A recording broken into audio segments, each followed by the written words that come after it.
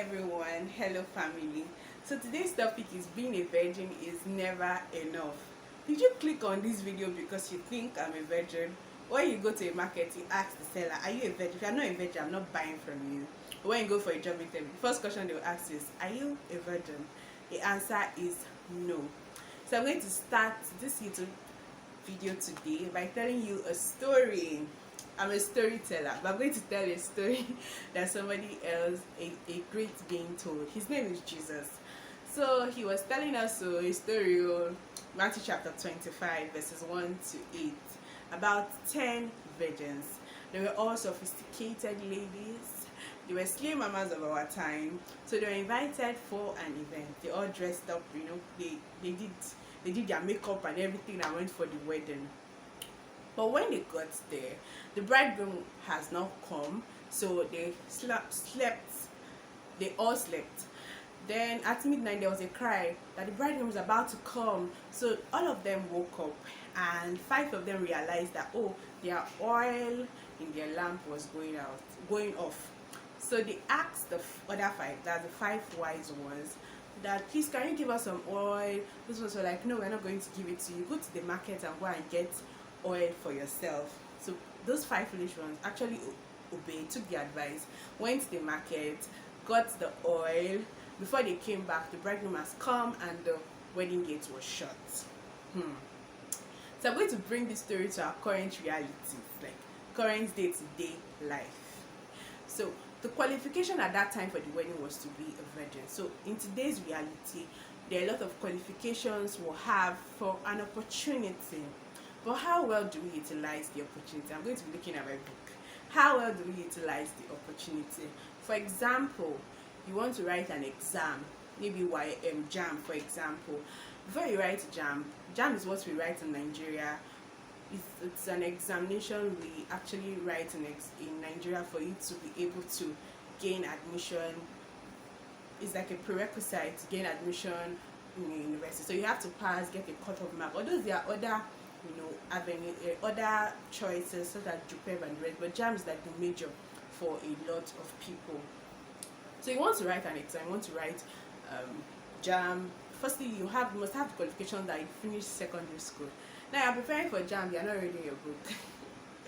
You're just going there. Some are saying, oh, are we not just, it's not just to just go there and write the exam and you're going to pass and a lot of things. But you have WAEC that is coming up and you're like, no, it's not just to just go and write WAEC and a lot of things. For example, like me, when I was about to write my WAEC, at first I took my WAEC as it's like my normal exam. So I was not really I was not there was this pressure to like read and read. So I was not pressured like that, because it was just like my elder sisters, 2 of them, they all passed WAEC at once, and everybody I knew at that time passed WAEC at once. So I was like, oh, it's just like a normal exam. So what actually made me to really start reading my SS1, SS2, and because I didn't really see, like, why would I be stressing myself when it's can't I remember what they taught. I was proud. Then I went to make my hair one day. When I got there, the lady was saying that she's rewriting WAEC, and in my head I'm like, people write WAEC. So that's actually what made me to to become very serious. I did it and I passed in one sitting. So also examples, for example, you want to go for an interview. People come here and say, oh yeah, I have an interview, and I'll be like, okay, what did you read? Be like, I've not read anything. I'm like, you have things you have to do for an interview. Go to the site. What do they do? What's their mission? What's their vision? What exactly do they do? Those are things you have to know. Then you go on YouTube and just search. There are questions that they ask in the interview. They must ask you, tell me about yourself. Where do you see yourself in the next 5 years? All those questions that they already answers, just cram the answers and go for the interview. First, package yourself in such a way that when you go to an interview, they'll be like, oh, this girl is good for the job. Even though in your head you know that you know nothing.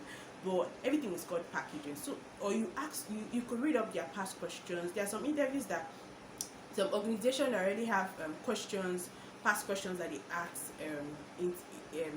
candidates that are coming for an interview. Or you want to apply for a scholarship, you're not reading about what do they actually do. What are the founding fathers? What do they do exactly? Who are they? You don't ask people that actually got the scholarship, what did you write, what did you see, how did you compose yourself for you to get the interview. Or you want to go into marriage, That's the word. So people like, oh, I just want to get married, and any guy that comes, they're just like, oh, yes, I do, yes, I do. My parents are 31 years this year, and last week my dad was praying, and in his prayer he said something. He was like, God, I did this in my time and it didn't work out well. My child is about to do the exact thing, please let it work out well. And my mom was like, oh, you actually did this? And he was like, yes, he did it. So my parents don't know everything about themselves, even at their 31 years of marriage, but they know facts about themselves. They know my dad can say, oh, this is what my mom can do. My mom can say, oh, this is what my dad can do. So you don't have to know everything, but at least you can know what can they do. You know, you don't listen to marriage seminars, you don't read marriage books, you don't read the Bible, you don't listen to people that are married and you want to get married. Apart from God, marriage is like the next big commitment in your life. So you have to be very careful and very intentional about who you want to get married to. So I'm also going to talk about okay, I'm going to tell another story. So I'm going to tell a story, then I'm going to say something after the story. So there's someone I know. She had first class in Nigeria, UNN, mechanical engineering. So she went abroad to do her masters. Then one of the projects was for her to create a drone. At that time, when she got there, she's very brilliant. But due to, everything was trained at creating a drone from Nigeria. So she got there, and finally it was hard at first, but later on she picked on. So I'm going to start by saying some of us, we already have that qualification, we are good, but we've gotten to the environment and we're like, what exactly are these ones saying? What are they doing here? You're looking like you don't know anything, but you know in your heart that I'm brilliant and I'm intelligent, I know things, just that these things I never put my mind to it. So I never actually put my mind to it, and I don't know anything about it. So this category of persons, I want to encourage you that please just keep on going. Don't be too hard on yourself, because at the end of the day, she actually created the drone, and I think her own was like the best. So keep on believing in yourself, keep on learning one day at a time, keep on asking questions. One of my friends would tell me that even if you want to ask questions, you ask questions with sense. Because me, I used to ask questions. But my friend talked to me that no, even if you want to ask questions, you ask questions with, make sure at least there's no way you can get the answers before you ask the question. So you will not look like, oh, this one, she does not know anything, she's always asking questions. Hope you understand. Then another category of person, I'm going to tell a story again before I say the category of persons. For example, David in the Bible, he was tending to his father's sheep. When he was tending to his father's sheep, whenever a lion comes to take away the sheep, he would kill the lion. So he was actually doing all these things, and he didn't know that it was a training for him.